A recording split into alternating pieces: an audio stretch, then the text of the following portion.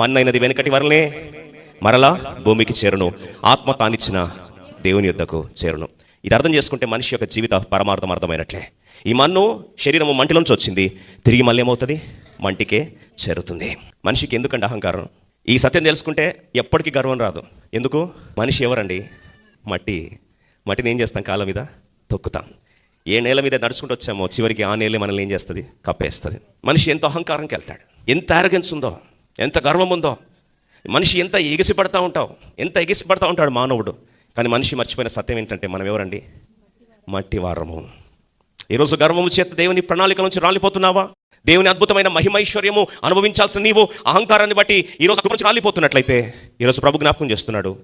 కొన్నిసార్లు మనం తెలుసుకోవాల్సిన నగ్న సత్యం ఏంటంటే మనము మంటి వారము, తిరిగి మళ్ళీ ఏమవుతాము? మంటికే చేరతాం. ఈరోజు ఒకళ్ళ అందాన్ని బట్టి గర్విస్తే, ఆస్తులు బట్టి గర్విస్తే, కొన్నిసార్లు అందము లేదని కృంగిపోతే, ఆస్తులు లేవని కృంగిపోతే, నేను బాగలేని అని బాధపడితే రెండూ మంచిది కాదు. గర్వం మంచిది కాదు, ఎందుకంటే ఇదేంటి? మట్టి. అట్లని చెప్పి కృంగుదల కూడా మంచిది కాదు, ఎందుకంటే ఇదేంటంటే శాశ్వతము కాదు.